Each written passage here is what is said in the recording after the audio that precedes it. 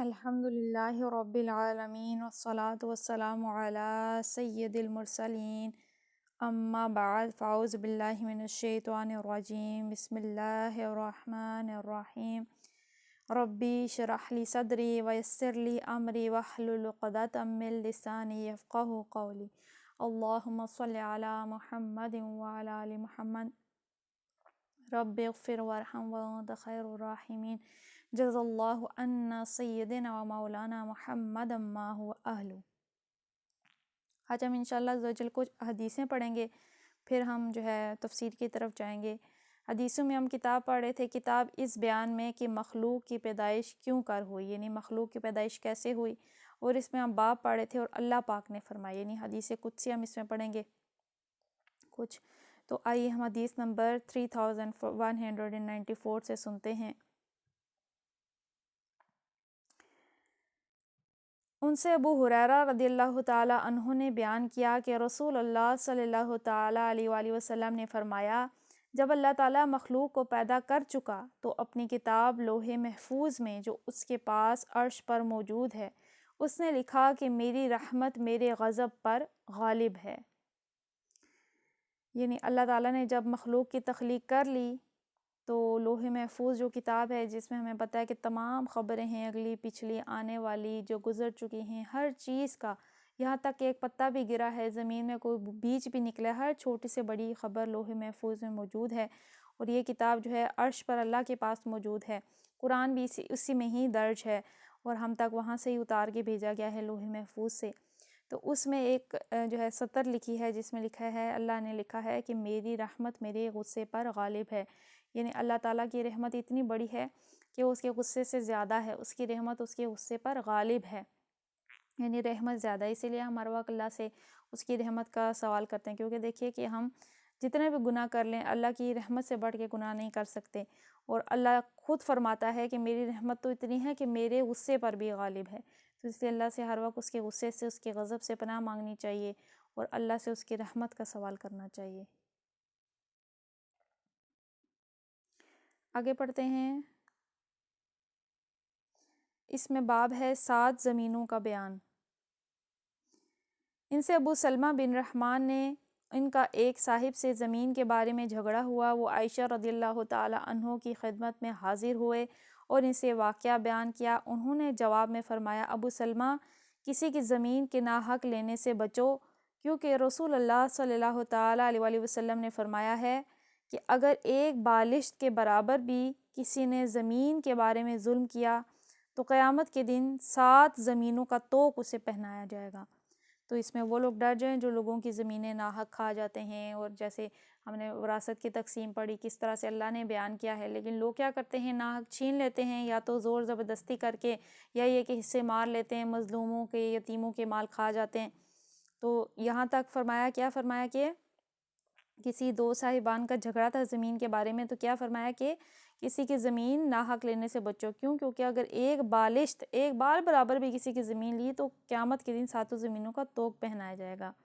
آئیے اس کی تفسیر میں کچھ لکھا ہے، وہ بھی ہم پڑھتے ہیں۔ اور اللہ تعالیٰ نے سورہ طلاق میں فرمایا ہے کہ اللہ ہی وہ ذات ہے جس نے پیدا کیے 7 آسمان اور آسمان ہی کی طرح 7 زمینیں، اللہ تعالیٰ کے احکام ان کے درمیان اترتے ہیں، یہ اس لیے تاکہ تم کو معلوم ہو کہ اللہ تعالیٰ ہر چیز پر قادر ہے، اور اللہ تعالیٰ نے ہر چیز کو اپنے علم کے اعتبار سے گھیر رکھا ہے۔ اور سورہ طور میں والسقف المرفوع سے مراد آسمان ہے، اور سورۃ النازعات میں جو رفع سمکہا فسواہا بے سمک کے معنی بنا عمارت کے ہیں، اور سورۃ الذاریات میں جو حبک کا لفظ آیا ہے اس کے معنی برابر، یعنی ہموار اور خوبصورت ہونا ہے۔ سورہ اذا السماء انشقت میں جو لفظ اذنت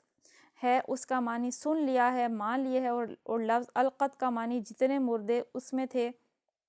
ان کا نکال کر باہر ڈال دیا ہے، خالی ہو گئی ہے۔ اور سورۃ اللیل میں جو لفظ طٰہٰ اس کے معنی بچھایا ہے، اور سورۃ نازعات میں جو لفظ ساہرہ کا ہے اس کے معنی روئے زمین کے ہیں، وہیں جاندار سوتے اور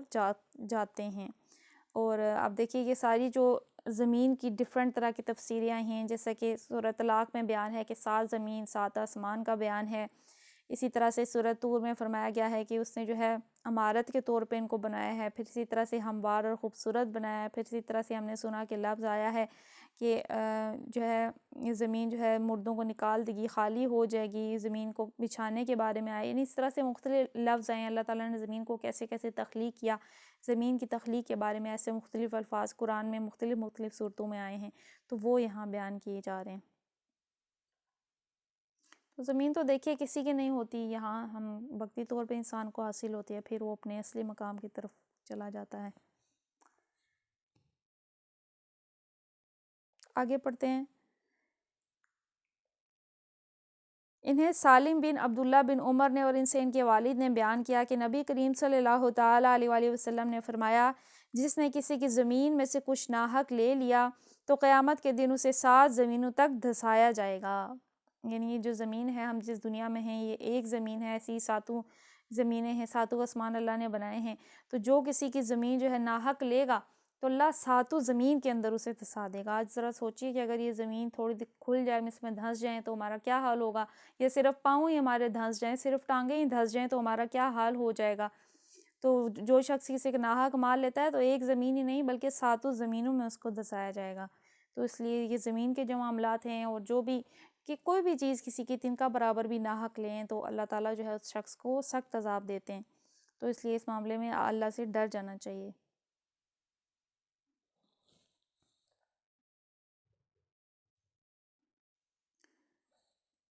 انہوں نے بیان کیا کہ ہم سے محمد بن سیرین نے بیان کیا، ان سے ابو بکرہ کے صاحبزادے عبد الرحمن نے بیان کیا کہ ان سے کہ نبی کریم صلی اللہ تعالیٰ علیہ وآلہ وسلم نے فرمایا، زمانہ گھوم پھر کر اسی حالت پر آ گیا جیسے اس دن تھا جس دن اللہ نے زمین و آسمان پیدا کی تھی۔ سال 12 مہینے کا ہوتا ہے، 4 مہینے اس میں حرمت کے ہیں، 3 تو پے در پہ، ذی القعد، ذی الحج اور محرم، اور چوتھا رجب مضر جو جمادی الاخر اور شعبان کے بیچ میں پڑتا ہے، ٹھیک ہے، رجب اور مرجب جس کو کہتے ہیں، اس کے بارے میں فرمایا۔ تو 4 مہینے حرمت کے ہیں، یعنی کیا فرمایا کہ زمین جو ہے زمانہ گھوم کر اسی حالت پر آ گئی۔ نہیں، ہمیں پتہ ہے کہ جب سال ایک سائیکل کمپلیٹ ہوتی ہے تو زمین جو ہے سورج کے گرد ایک پورا چکر لگا کے پھر وہیں پہنچ جاتی ہے، تو یہ تو سائنس سے بھی پروف ہے کہ زمانہ پھر اسی حالت پہ آ جاتا ہے، پھر وہاں سے نیا سال شروع ہوتا ہے۔ تو یہ اس کے بارے میں فرمایا جا رہا ہے، سال 12 مہینے کا، حضور نے ہمیں اس کی خبر دی، سال 12 مہینے کا ہوتا ہے اور 4 مہینے اس میں سے حرمت کے ہیں، یعنی ان میں جو ہے ہر قسم کی گناہ سے اور یہاں تک کہ جہاد تک سے بھی بچنا چاہیے۔ ہم تفسیر کی طرف جاتے ہیں۔ ہم کچھ احکامات پڑھ رہے تھے جو کہ ہم نے الحمدللہ کافی کمپلیٹ کر لیے، اسی سے ہی آگے ہم سورہ نساء کی آج آیت نمبر 27 پڑھیں گے۔ اعوذ باللہ من الشیطان الرجیم، بسم اللہ الرحمن الرحیم۔ واللہ یرید ان یتوب علیکم ویرید الذین یتبعون الشہوات ان تمیلوا میلا عظیما۔ واللہ یرید، اور اللہ چاہتا ہے، ان یتوبہ کہ توجہ کرے، علیکم تم پر، ویرید الذین یتبعون، اور چاہتے ہیں جو لوگ پیروی کرتے ہیں، الشہوات اپنی خواہشوں کی، ان تمیلوا کہ پھر جاؤ، میلن پھر جانا، عظیماً بہت زیادہ۔ ہاں، اللہ تو تم پر رحمت کے ساتھ توجہ کرنا چاہتا ہے، مگر جو لوگ اپنی خواہشات نفس کی پیروی کر رہے ہیں وہ چاہتے ہیں کہ تم راہ راست سے ہٹ کر دور نکل جاؤ۔ تو پچھلے آیتیں کنٹینیوشن میں ہم پڑھ رہے تھے، کچھ ہم نے لوڈیوں کے حوالے سے احکامات پڑھے، عورتوں کے حوالے سے، پھر ہم نے جو ہے یہ پڑھا کہ جو ہے جو نکاح کی استطاعت نہیں رکھتے وہ لوڈیوں غلام ان کو اپنی جو ہے بیویاں بنا سکتے ہیں۔ پھر اللہ نے فرمایا کہ وہ اپنے راستے واضح کرتا ہے۔ تو اب دیکھیے کہ کیا فرمایا کہ اللہ چاہتا ہے کہ اپنی رحمت سے تم پر توجہ کرے اور تم یعنی خواہش نفس کی پیروی نہ کرو بلکہ اللہ کے بتائے ہوئے احکامات کے مطابق جو جائز طریقہ ہے اس کے مطابق چلو۔ تو کیا فرمایا، اللہ اپنی رحمت سے متوجہ تمہاری طرف توجہ کرنا چاہتا ہے، مگر جو لوگ خواہش نفس کی پیروی کریں، اب جیسے ویسٹ ان کے لیے کوئی رولز نہیں ہیں، کوئی باؤنڈریز نہیں ہیں، جہاں چاہتے ہیں جس عورت کے ساتھ چاہتے ہیں رہتے ہیں، کرتے ہیں، بغیر نکاح کے رشتے کے ان کی اولادیں ہو رہی ہوتی ہیں، کوئی ان میں رولز اینڈ ریگولیشن نہیں ہے، بچے پھر بے سہارا ہو جاتے ہیں، یعنی کوئی اس طرح سے ڈیفائنڈ نہ کوئی فیملی سسٹم ہے، فیملی سسٹم ان کا تباہ ہو چکا ہے، عورت ان کی بالکل آزاد آوارہ ہو چکی ہے۔ تو کیا فرمایا کہ جو لوگ اپنے نفس کی پیروی کرنا چاہتے ہیں وہ کیا چاہتے ہیں کہ تم بھی راہ راست سے ہٹ جاؤ، اور آج ایسا ہی ہے، ہماری نسلوں کو بھی تباہ کرنے کے لیے ہر طرح کی کوشش کی جا رہی ہے۔ آئیے پڑھتے ہیں کس موقع پر نازل ہوئی اور کیا بتایا گیا ہے۔ یہ اشارہ ہے منافقین اور قدامت پرست جہلاء اور نواحی مدینہ کے یہودیوں کی طرف۔ منافقین اور قدامت پرست کو تو وہ اصلاحات انتہائی ناگوار تھی جو تمدن اور معاشرت میں صدیوں کے جمے اور رچے ہوئے تعصبات اور رسم و رواج کے خلاف کی جا رہی تھی۔ اب ظاہر ہے اس دور میں بہت ساری غلط چیزیں ہیں، یہاں تک کہ اپنی وراثت کو بچانے کے لیے کہ کہیں باہر نہ چلی جائے، بہن بھائیوں تک کے بھی نکاح کر دیے جاتے تھے، یعنی بہت غلط رسمیں تھیں، عورتوں کو بھی ایک اس طرح سے جائیداد کے طور پہ تقسیم کیا جاتا تھا، اور بہت غلط رسمیں تھیں۔ تو اس وقت کو چینج کرنا، تبدیل کرنا بہت مشکل تھا، تو جو لوگ اس طرح کے رستوں کے عادی تھے، اس طرح سے اپنے فائدے اٹھانے کے، ان کو یہ چیزیں بہت ہی اسلام کی جو اصلاحات تھیں ان کو بہت ہی ناگوار گزریں۔ میراث میں لڑکیوں کا حصہ، بیوہ عورت کا سسرال کی بندشوں سے رہائی پڑنا، عدت کے بعد اس کا ہر شخص سے نکاح کے لیے آزاد ہو جانا، یعنی تمام چیزیں کہ عورت کا لڑکیوں کا بھی حصہ ہوگا میراث میں، لڑکیوں کو تو لوگ ایک کوئی بہت ہی ناگوار چیز سمجھتے تھے۔ پھر اسی طرح سے بیوہ عورت ہے، وہ جو ہے ساری زندگی ایسا نہیں ہے کہ سسرالیوں کی غلام بن کے رہے، بلکہ اس کو حق ہے جہاں مرضی چاہے وہ نکاح کر سکتی ہے۔ پھر اسی طرح سے سوتیلی ماں سے نکاح حرام ہو جانا، دو بہنوں کا ایک ساتھ نکاح میں جمع کیے جانے کو ناجائز قرار دینا، متبنہ کو وارث سے محروم کرنا، اور منہ بولے بیٹے کے لیے متبنہ کی بیوہ مطلقہ کا حلال ہونا، یہ اور اسی طرح کی دوسری اصطلاحات میں سے ایک چیز ایسی تھی جس پر بڑے بوڑھے آبائی رسوم کے پرستار چیخ اٹھتے تھے۔ مدتوں ان احکامات پر چہ گوئیاں ہوتی رہتی تھیں۔ شرارت پسند لوگ ان باتوں کو لے کر نبی کریم اور آپ کی دعوت کی اصطلاح کے خلاف لوگوں کو بھڑکاتے پھرتے تھے۔ مثلاً جو شخص کسی ایسے کے نکاح سے پیدا ہوا تھا جسے اب اسلامی شریعت حرام قرار دے رہی تھی، اس کو یہ کہہ کر اشتعال دلایا جاتا تھا کہ لیجئے آج جو نئے احکام آئے ہیں اس کی روح سے آپ کی ماں اور آپ کے باپ کا تعلق ناجائز ٹھہرا دیا گیا۔ اس طرح یہ نادان لوگ اس اصطلاحات کے کام میں رکاوٹیں ڈال رہے تھے جو اس وقت احکامات الہی کے تحت انجام دیا جا رہا تھا۔ فار ایگزامپل اب کسی کا ایسے سے نکاح ہوا، فار ایگزامپل کوئی دو بہنوں کا اکٹھے کی جگہ نکاح کر دیا، اس میں کسی کا بیٹا ہوا، یا کوئی ایسا ناجائز رشتہ جو کہ اسلام کی تعلیمات آنے کے بعد ناجائز ہو گیا، تو اس سے کسی کی اولاد ہے تو لوگ جا کے اس کو باتیں سناتے تھے کہ اب تو تم بھی ناجائز اولاد ہو، یا اس طرح سے۔ تو حالانکہ اسلام نے یہ فرمایا کہ جو بھی احکامات ہیں ان سے پہلے تک جو ہو چکا وہ سب کچھ معاف ہے، اس کے بعد اگر کوئی گناہ کرے گا تو اس کے لیے جو ہے سخت سزا ہوگی۔ تو یہ تعلیمات کلیئر تھیں، لیکن ظاہر ہے پھر جو لوگ اس طرح سے فتنہ ڈالنا چاہتے ہیں وہ اس طرح کی باتیں کرتے ہیں۔ دوسری طرف یہودی تھے جنہوں نے صدیوں کی مشت شگافیوں سے اصل خدائی شریعت پر اپنے خود ساختہ احکام و قوانین کا ایک باری خول چلا رکھا تھا۔ بے شمار پابندیاں اور باریکیاں اور سختیاں تھیں جو انہوں نے شریعت میں بڑھا لی تھیں۔ تو ایک طرف تو وہ لوگ تھے جو اپنی مرضی چاہتے تھے، اور دوسری طرف یہ یہودی تھے جو کہ انہوں نے بہت ساری دین میں سختیاں کر دی تھیں، یہاں تک کہ دیکھیے کہ جو چرچ اور وہ ہوتے ہیں، شادی نہ کرنا، پوری رات کھڑے رہنا، اور یعنی اس طرح کی چیزیں جس سے انہوں نے دین کو بہت ہی ایک مشکل چیز بنا دیا تھا کہ جو کہ بس چند گنے چنے ہوئے لوگ کر سکتے ہیں اور کوئی دین پہ چل ہی نہیں سکتا، نہیں انہوں نے دین کو ایک بہت ہی مشکل بنا دیا تھا، رنگ دے دیا تھا، ایک جسے کہتے ہیں کہ انہوں نے ایک دین کو رہبانیت کا رنگ چڑھا دیا تھا۔ باکثرت حلال چیزیں ایسی تھیں جنہیں وہ حرام کر بیٹھے، تو انہوں نے جان بوجھ کے، جیسے ہم نے پڑھا کہ نکاح کو اپنے اوپر حرام کر لیا، کھانے کو، نہانے دھونے کو، انہیں کسی نہ کسی چیز کی پابندی جو کہ حلال تھی اس کو اپنے اوپر حرام کر لیا تھا۔ بہت سے اوہام جن کو انہوں نے قانونی خداوندی میں داخل کر لیا تھا، اب یہ بات ان کے علماء اور عوام دونوں کی ذہنیت اور مزاج کے بالکل خلاف تھی کہ اس سیدھی سادی شریعت کو کی قدر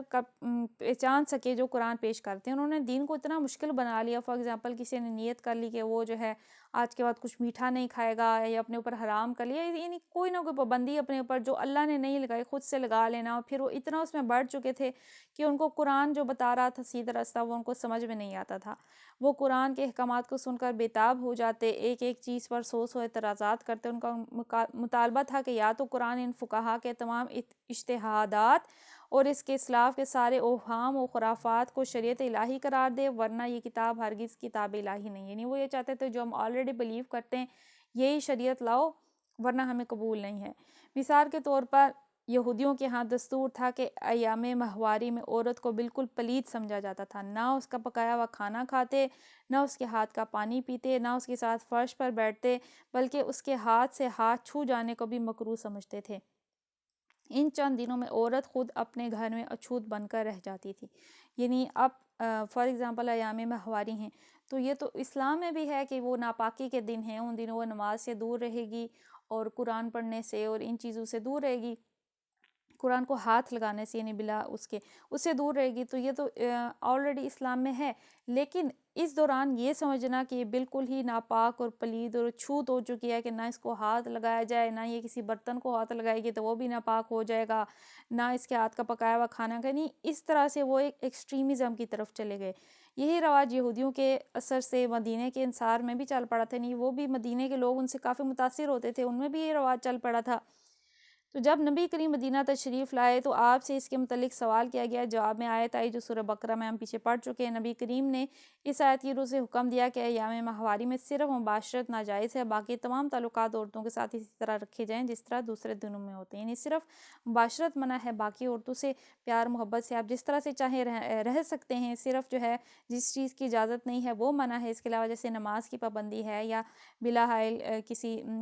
چیز کے حائل ہوئے جو ہے قرآن کو چھونا یہ منع ہے، ورنہ تو سب جائز ہے۔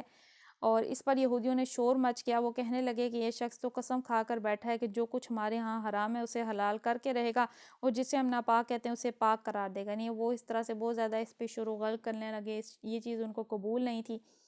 تو یہاں پہ بتایا گیا کہ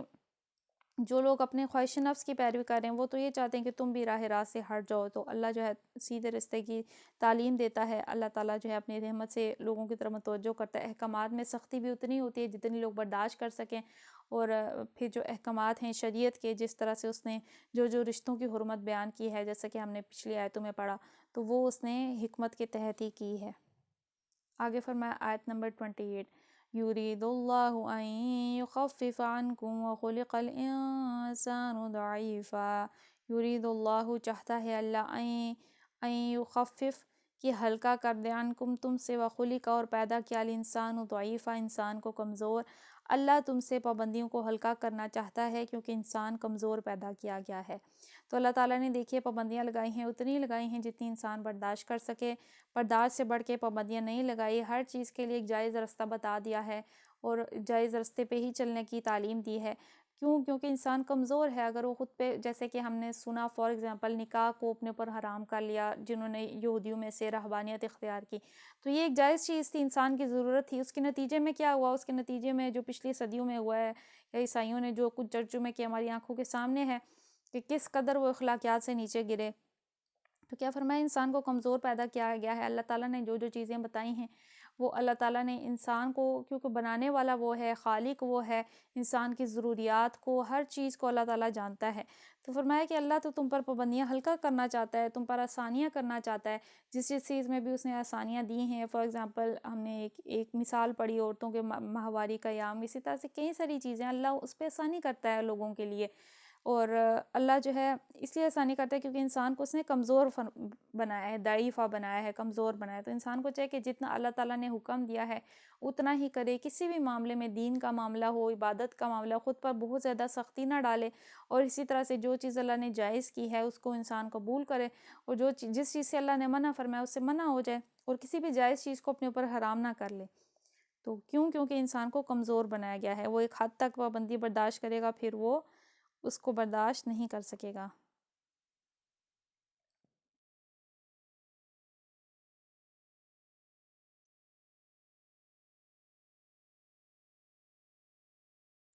ایک آیت ہم اور پڑھ لیتے ہیں، پھر ہم انشاءاللہ عز و جل یہاں سے آگے ختم کر لیں گے۔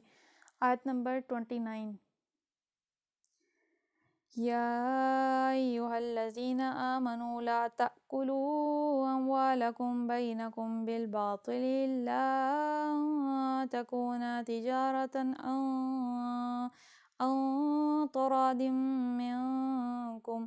ولا تقتلوا انفسکم ان اللہ کان بکم رحیما۔ یا ایھا الذین آمنو، اے وہ لوگ جو ایمان لائے ہو، لا تأکلوا اموالکم، نہ کھاؤ اپنے مال، بینکم آپس میں، بالباطل، ناحق طریقے سے، الا مگر ان تکون، یہ کہ ہو، تجارتاً کوئی تجارت، ان تراد آپس کی خوشی سے، منکم تم سے، لا تقتلوا اور نہ قتل کرو، انفسکم اپنے نفس، ان اللہ بے شک اللہ، کان بکم رحیمہ ہے تم پر بہت مہربان۔ اے لوگو جو ایمان لائے ہو، آپس میں ایک دوسرے کے مال باطل طریقے سے نہ کھاؤ، لین دین ہونا چاہیے آپس کی رضامندی سے، اور اپنے آپ کو قتل نہ کرو، یقین مانو کہ اللہ تمہارے اوپر مہربان ہے۔ تو اب کیا ہے کہ کیا فرمایا کہ آپس میں ایک دوسرے کے مال ناحق طریقے سے نہ کھاؤ، جیسے کہ ہم نے آج الحمدللہ حدیث مبارکہ میں بھی پڑھا کہ جو ایک بالغ کسی کی زمین بھی ناحق لیتا ہے تو ساتوں زمینوں میں وہ دھنسایا جائے گا۔ تو کیا فرمایا، ایک دوسرے کے مال ناحق طریقے سے، باطل طریقے سے نہ کھاؤ، لین دین ہونا چاہیے آپس کی رضامندی سے، یعنی جو بھی ایک دوسرے سے کوئی لے لیتے ہیں چیز، جیسے ہم آپس میں ایک دوسرے سے، تو وہ باہمی رضامندی سے ہونا چاہیے، اس میں جس چیز جو اس کا مالک ہے اس کی رضامندی شامل ہونی چاہیے۔ تو باطل طریقہ کیا ہے؟ باطل طریقے سے مراد وہ تمام طریقے ہیں جو خلاف حق ہوں اور شرعاً و اختلافاً ناجائز ہوں۔ لین دین سے مراد یہ ہے کہ آپس میں مفاد و منافع کا تبادلہ ہونا چاہیے، جس طرح تجارت اور صنعت و خرفت وغیرہ میں ہوتا ہے کہ ایک شخص دوسرے کی ضروریات فراہم کرنے کے لیے محنت کرتا ہے اور وہ اس کا معاوضہ دیتا ہے۔ آپس کی رضامندی سے مراد یہ ہے کہ لین دین نہ تو کسی ناجائز دباؤ سے ہو، نہ فریب و دغا سے۔ رشوت اور سود میں بظاہر رضامندی ہوتی ہے، مگر حقیقت جوئے میں حصہ لینے والا ہر شخص اس غلط امید پر رضامند ہوتا ہے کہ جیت اس کی ہوگی، ہارنے کے ارادے سے کوئی بھی راضی نہیں ہوتا۔ جیل اور فریب کے کاروبار میں بھی بظاہر رضامندی ہوتی ہے، مگر اس غلط فہمی کی بنا پر ہوتی ہے کہ اندر جیل و فریب نہیں ہے۔ اس فریق ثانی کو معلوم ہوتا ہے کہ اس سے جیل یا فریب کر رہے ہیں تو وہ ہرگز اس سے راضی نہیں ہوگا۔ اب اس میں کیا ہے کہ جو آپس میں لین دین ہے، کیا فرمایا کہ وہ باہمی رضامندی سے ہونا چاہیے۔ اب کوئی بھی کہہ سکتا ہے کہ ہم جوا کھیلتے ہیں آپس کی باہمی رضامندی سے، ہمیں معلوم ہے کہ ہم میں سے کوئی جیتے گا اور ایک کوئی ہارے گا۔ تو اب کیا ہے کہ اس میں فریب ہے، ایک دوسرے کو فریب دینا ہے، دھوکہ دینا ہے، جیسے کہ ہم نے یہاں پہ ایک مثال پڑھی ہے کہ جیسے رشوت اور سود ہے، بظاہری طور پہ تو وہ ایک باہمی رضامندی سے ہوتا ہے، مگر اس میں کیا ہوتا ہے کہ جو ہر شخص جو ہے غلط طریقے پر رضامند ہوتا ہے کہ جیت اس کی ہوگی۔ تو اب کیا ہے، ہر یہی چاہتا ہے، ہر شخص جوا بھی جو کھیل رہے ہوتے ہیں یہی چاہتے ہیں کہ ہم ہی جیتیں، یعنی سارا مال ہمیں ہی ملے۔ اس طرح سے ناحق طریقے سے وہ دوسرے کا مال بھی اپنے میں ملا کے کھا جاتے ہیں۔ اسی طرح سے جو سود لیتے ہیں، ایکسٹرا پیسے لیتے ہیں، تو اس میں بھی ظاہر ہے جو دینے والا ہے وہ چاہتا تو نہیں ہے کہ میرا مال اس کے پاس ناحق طریقے سے چلا جائے۔ تو اس لیے اس بارے میں کیا فرمایا کہ یہ باطل طریقہ ہے، یہ غلط طریقہ ہے، یہ جھوٹا طریقہ ہے، جو بھی اسلام کے خلاف ہے، جو بھی باہمی لینا دینا ہے باہمی رضامندی سے، یعنی باہمی رضامندی سے اگر آپ کو کسی نے کچھ دیا ہے تو وہ ہونا چاہیے، اس کے علاوہ کوئی بھی غلط طریقہ نہیں ہونا چاہیے۔ تو اس میں تمام طریقے آگے، باطل طریقے، تمام طریقے، سود کے ذریعے سے آپ نے کسی کو مال دیا یا لیا، جوئے کے ذریعے سے کسی کو مال دیا یا لیا، دھوکہ دے کے یعنی کہ غلط چیز بھیج دی، اس پہ آپ نے کسی سے مال لے لیا یا دیا، کچھ بھی کیا، یہ تمام باطل طریقے ہیں جن کو اسلام نے باطل کیا ہے۔ ان سب کے بارے میں کیا فرمایا، ان طریقے سے مال کسی کا بھی نہ کھاؤ۔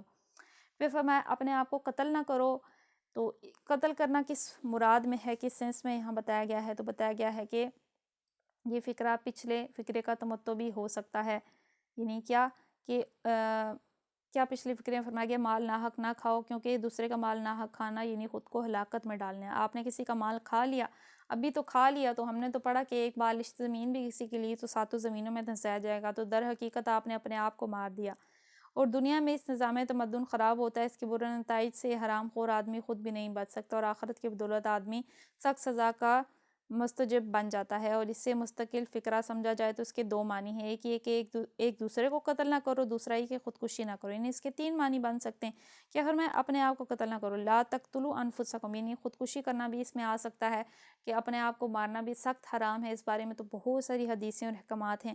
تو اپنے آپ کو قتل نہ کرو۔ اور اس میں ایک یہ بھی ہے کہ ایک دوسرے کو قتل کرنے کی بھی یہاں پابندی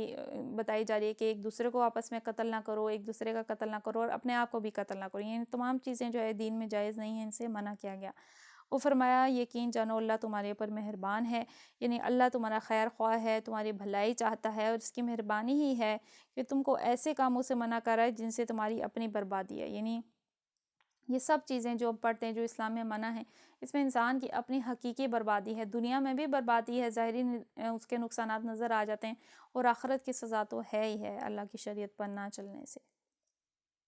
تو ہم نے الحمدللہ کچھ نہ کچھ احکامات پڑھے ہیں اور کچھ ہم نے احادیث مبارکہ پڑھی ہیں۔ اللہ سے دعا کرتے ہیں کہ ہم نے آج جو بھی سنا سمجھا، اللہ تعالیٰ ہمیں سے سمجھنے کی توفیق عطا فرمائے، اس سے ہمیں علم و حکمت عطا فرمائے، اور اس میں ہمارے جو بھی کوئی غلطی کوتاہی ہوئی ہے اللہ تعالیٰ اس سے ہمیں درگزر فرمائے۔ آج ختیجہ ہمارے ساتھ شامل ہیں، آج زیادہ اسٹوڈنٹس نہیں آئی ہیں، بلکہ آج تو 3 ہی ہیں کلاس میں پارٹیسپینٹس۔ میرا خیال ہے 2 دن ہماری کلاس نہیں ہوئی تو باقی سب جو ہے بالکل ہی غائب ہو گئے۔ خدیجہ آپ کہاں سے ہیں؟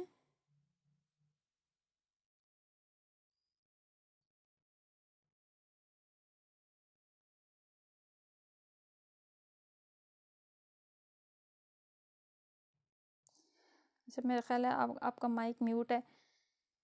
آپ کی آواز ہمیں نہیں آ رہی ہے۔ چلیں ہم اپنا سیشن، اچھا چلیں آپ جوائن کیا کریں ہماری کلاس، تو الحمدللہ ہم کافی کچھ ہم سب کو سیکھنے کو ملے گا۔ اللہ تعالیٰ ہم سب کو استقامت عطا فرمائے۔ تو آئیے ہم سیشن اینڈ کرتے ہیں۔ بسم اللہ الرحمن الرحیم۔ سبحانک اللہم و بحمدک لا الہ الا انت استغفرک و اتوب الیک، استغفرک و اتوب الیک، استغفرک و اتوب الیک۔ بسم اللہ الرحمن الرحیم، وصلی اللہ علی محمد صلی اللہ تعالی علیہ وآلہ وسلم۔ السلام علیکم ورحمۃ اللہ وبرکاتہ۔